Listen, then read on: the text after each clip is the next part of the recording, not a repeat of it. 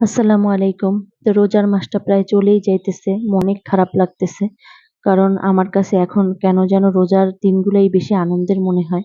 ছোটবেলায় ঈদের দিনগুলো আনন্দ লাগতো। মনে হইতো কবে ঈদ আসবে, ঈদ আসবে। কিন্তু এখন কেন যেন মনে হয় পুরা রোজাটাই আমার কাছে আনন্দঘন মুহূর্ত লাগে। নানান ধরনের ইফতার বানাই, সবাই মিলে একসাথে খাই। বেশ ভালো লাগে। কিন্তু রোজা চলে যাইতেছে, মনটা অনেক খারাপ লাগতেছে। কার, কার আমার মতো মনটা খারাপ লাগতেছে আপনারা প্লিজ কমেন্ট করে জানাবেন। কারণ এখন আর ঈদের সময় ওই ছোটবেলার আনন্দটা পাই না। ঈদ একটা দিন আসে চলে যায়। আর রোজা ১ মাস থাকে। সবাই মিলে ইফতার খাই। একটা অন্যরকম আমেজ থাকে মনের ভিতরে। যদিও এইবার ঈদটা আমাদের কাছে একদমই অনেকটা স্পেশাল। কারণ এইবার ঈদ আমি আমার মামার বাসায় করব। মামা বলেন, আমার মায়ের বাসা বলেন ওই একই তো। তো সব মামা খালারা এবার ঈদ মানে একসাথে করব। এটা কিন্তু অনেক বছর পর হইতেছে। কারণ দেখা যায় মামারা আসতে পারলেও খালারা সবসময় আসতে পারে না। তো এবার আমার খালারাও আসতেছে। আর একসাথে করার কারণ হইলো যেহেতু আমার ছোট খালা হজে যাবে আর আমার বড় মামা বড় মামীও হজে যাবে। তো সবাই একটু দেখা করে গেল একসাথে হয়ে। একটা আনন্দঘন মুহূর্ত হবে ইনশাআল্লাহ আশা করি। তো খুব এক্সাইটেডমেন্ট কাজ করতেছে আমার মাঝে। আর আমিও এবার ঈদ ওই বাসায় করব। তো এই ২-১ দিনের মধ্যেই কিন্তু আমি চলে যাব ওই বাসায়। বলতে পারেন আজকেই আমার এই বাসায় লাস্ট দিন। তো আমার শাশুড়িকে আমি সবকিছু রেডি করে দিয়ে গেছি। আদা, রসুন, পেঁয়াজ যা, যা লাগে ঈদের আয়োজন, ঈদের বাজারও করে দিয়ে গেছি। কিন্তু এখনো কিন্তু আমরা ঈদের শপিং করি নাই। কারণ ছোটবেলায় ঈদের শপিং এর যে আয়োজনটা থাকতো বা মনের মধ্যে আগ্রহ ছিল, এখন না মনে হয় কি বড় হয়ে গেছি। আর ঈদে যেমন আগে ঈদের সময়ই আমরা জামাকাপড় কিনতাম। আর এখন কিন্তু সারা বছরই জামাকাপড় কিনি। তো এইজন্য না ওই জামা-কাপড় কেনার আগ্রহটা কেন যেন নাই। আর এত ভিড় আমি বলতেছিলাম আমার শাশুড়িকে যে, "মা এবার ঈদে আর জামা-কাপড় কিনবো না। যে জামা-কাপড়গুলো আপনাদের দিব, ওগুলো আপনাদেরকে ঈদের পরে কিনে দিব।" তো সে বলতেছিল, "কোনো সমস্যা নাই। তুমি যখন পারো।" কারণ রোজা রাইখা আর না যেতে ইচ্ছা করে না মার্কেটে। আর এত ভিড়। তারপরও দেখি চেষ্টা করে যদি পারি তাইলে কিনে ফেলবো।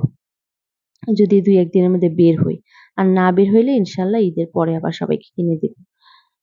তো আজকে কিন্তু মোটামুটি একটা ডালের ভিডিও আপনাদের দিয়ে দিলাম। এটা কিন্তু বরিশালের খুব ঐতিহ্যবাহী খাবার। সেটা হলো পাটের শাক দিয়া ডাল। বোম্বাই মরিচ দিয়ে আমার বরের খুব পছন্দের। যদিও আমরা মসুরের ডাল দিয়ে রান্না করছি। এটা কিন্তু কলইর ডাল দিয়ে রান্না করে। আবার অনেকে বলে খেসারির ডাল দিয়ে রান্না করে। তো আমার বরের আবার কলইর ডালটা খেলে মানে গ্যাস বাড়ে প্রচুর। এজন্য আমি একটু ঘন করে মসুরির ডাল দিয়ে রান্না করছি। আর কলইর ডাল দিয়ে রান্না করলে ওইটার টেস্টটা কিন্তু আরো বেশি আসে। কলইর ডালটা সিদ্ধ করে তারপর বাগার দেয় আরকি একটু ঘন, ঘন করে। তো ওইটা বেশি মজা। ওইটা আমি আমাদের গ্রামের বাড়ি যখন যাইতাম, আমার মায়ের সাথে তখন খাইতাম। আর কিন্তু এইটাও আমার কাছে ভালোই লাগে। তো রায়হানের বাবা ১ মুঠা মাত্র পাটের শাক নিয়ে আসছিল। ওইটা দিয়ে আমি ঘন করে রান্না করছি দেখেন। মানে এত সুন্দর মানে কালারটা আসছে আর বেশ ঘন হয়ে গেছে। তো আমি আরেকটু ফুটাই নিতেছি। আর আজকে হচ্ছে আমার মামির বাসায় একটু ইফতার দিব যেহেতু আমার ভাই আছে। আমার একটা মাত্র ভাই। আর এখানে কিন্তু আমি ওয়েট করতেছি মানে গুড়া মাছ রান্না করছি কিন্তু বাসায় ধনিয়া পাতা ছিল না। তো একজনকে পাঠাইছি যে, "ভাই আমার একটু ধনিয়া পাতা আইনা দাও।" কারণ গুঁড়া মাছের মধ্যে ধনিয়া পাতা না দিলে ভালো লাগে না। তো মাছ কিন্তু প্রায় অর্ধেক হয়ে গেছে। তারপর আবার নামায়ে রাখছি যে ধনিয়া পাতা দেওয়ার জন্য। আর ডালটা আমি আরেকটু ঘন করে নিতেছি। একটু বেশ ঘন হইলে খাইতে বেশি ভালো লাগে। আর এখানে কতগুলো টমেটোর চাটনি করব। রায়ানের বাবার যে কি হইছে খালি মানে টমেটোর একটু সিজন মানে শেষ, দাম কমছে। গাছ ছাড়া টমেটো যেখানে পায় সেখান থেকে টমেটো নিয়ে আসে। এই দেখেন এখানেও কতগুলো আছে। ফ্রিজেও ২ কেজি আছে। আর আমি প্রায় ৪-৫ টা বক্স ভরে, ভরে ফ্রিজেও রেখে দিছি। তো আমার শাশুড়ি কিন্তু টমেটো খেতে মানে সবজিতে টমেটো দিলে খুব ভালো লাগে। মাছের পাশে দিয়ে সে খায়। তার খুব পছন্দ। তো এই যে ধনিয়া পাতা নিয়ে আসছে। তো এখন ধনিয়া পাতাগুলা বেছে আমি মাছে দিয়ে দিব আরকি। আর আজকে যেহেতু বলছি যে আমার একটা মাত্র ভাই বলার কারণ হচ্ছে আমার বড় মামার একটাই ছেলে। আর ও বেশি আমার কাছে ছিল। ছোটবেলা হইতে আমরা একসাথেই বড় হইছি ২ জন বলতে পারেন। এজন্য মানে ওর জন্য আমার ফিলিংসটা একটু বেশি। মানে ভাইরে একটু কিছু কইরা খাওয়াইতে পারলে বেশ ভালো লাগে। তো ভাবছি যে ওরেও বাসায় ১ম ভাবছিলাম যে দাওয়াত করে বাসায় এনে খাওয়াবো। পরে ভাবলাম যে বাসায় খাওয়ায়ে লাভ কি? তার চাইতে যদি খাবার রান্না করে পাঠায় দেই, তাহলে দেখা যায় বাসায় মামি আছে, মামা আছে, আমার নানা আছে তারাও খাইলো। তো এইজন্য এই চিন্তা করে ওটাই করলাম। আর যেহেতু ওরা সবসময় পেঁয়াজু, বেগুনি এগুলা খাইয়েই থাকে, তো ভাবলাম যে একটু ডিফারেন্ট কিছু করি। এইজন্যই আমি আগের দিন গরুর মাংস রান্না করে রাখছিলাম। তো আমার ভাইয়ের জন্য উদ্দেশ্য করেই আরকি গরুর মাংসটা রান্না করছি যে ওরে হালিম রান্না করে দিব আর আমরাও খাবো। যেহেতু প্রতি বছরই রোজার সময় একবার আমরা হালিম খাই। তো সেটা দেখা যায় যে নাজিম থেকে হালিমটা আইনা খাই। তো এবার ভাবলাম যে না বাসায় একটু রান্না করি। তো হালিমটা একটু বেশি ঝাল হয়ে গেছিল। তো সমস্যা নেই ও খাইছে। তো পরবর্তীতে এখানে আমি হালিমের জন্য বিকাল বেলা ভিজায় রেখে গেছিলাম।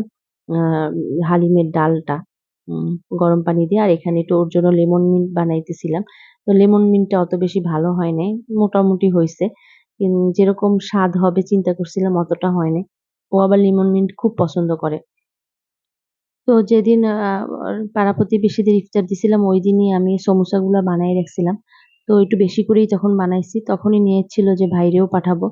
তো এখানে ওইগুলো আমি হালকা একটু ভাজা দিয়ে ডিপ ফ্রিজে রেখে দিছিলাম। এখন আবার নামায়ে একটু কড়া ভাজা দিছি। ভাজা দিয়ে রেডি করে নিছি। আর আরেকটা বক্স রেডি করছি ওখানে পাঠাবো হচ্ছে মোগলাই। মোগলাই বানাইতেছি ওই পাশে ভাজতেছিলাম। তো এই তো মোটামুটি আয়োজন করা হইছে এতটুকুই। যেহেতু বাসায় তারাও আয়োজন করছে এটা পুরা তাদেরকে না জানাইয়েই আমি পাঠাইতেছি। কারণ যদি মামিকে বলতাম যে আমি ইফতার পাঠাবো তাহলে মামি একদম বলত, "না, না পাঠানো লাগবে না। তুমি পাঠাইও না" এরকম করত। তাই ভাবছি যে তারাও তো দেখা যাবে ছোলা বুট বা যা প্রতিদিনই তারা এগুলা বানায়। কারণ আমাদের বাসায় আরো লোকজন খায় আর আমার নানা আছে।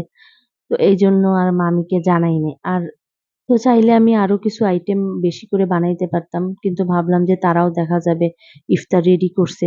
তো বেশি আইটেম হলে ওগুলো আর খাওয়া হবে না। দেখা যাবে ওগুলা মানে ওয়েস্ট হবে। তো ইফতারের সময় হয়ে গেছিল দেখে আমরা সবাই বসে একসাথে ইফতার করে ফেলতেছিলাম। আর আমরা কিন্তু আলাদা কোনো কিছুই বানাইনি। তো ওই বাসায় যা পাঠাইছে ওইগুলা কিন্তু আমাদের বাসায়ও ছিল। হালিম ছিল, তারপর মোগলাই আমাদের জন্য বানাইছিলাম। ওইটা দিয়েই কিন্তু ইফতার করতেছি। কারণ আমরা তো সাধারণত খুব অল্প স্বল্প খাবার দিয়ে ইফতার করি। তারপর তরমুজ ছিল। আর এখানে আমি একটু লেমন মিন্টটা খেতেছিলাম। আমার কাছে ভালোই লাগছে। কিন্তু টেস্টটা ওরকম আসে নাই। খুব ভালো টেস্ট আসে নাই। আর আমি কিন্তু রাত্রে ভাত খাই না। কিন্তু আজকে এই পাটের শাকের লোভ আর সামলাইতে পারি নাই। পাটের শাক নিয়ে নিছি দেখেন মানে আর কিছু নেইনি। আগেই পাটের শাক নিছি। আর টেস্টটা মাশাআল্লাহ এত ভালো লাগতেছিল। আর অনেকদিন পর খাইলে যেকোনো জিনিসই দেখা যায় ভালো লাগে। লেবু একটু চিপড়ায় নিয়ে আমি এক লোকমা মুখে দিয়ে বিশ্বাস আমার মনে হইছে যে আমি বেহেশতীয় কোনো খাবার খাইতেছি। এরকম একটা ফিল হইছে।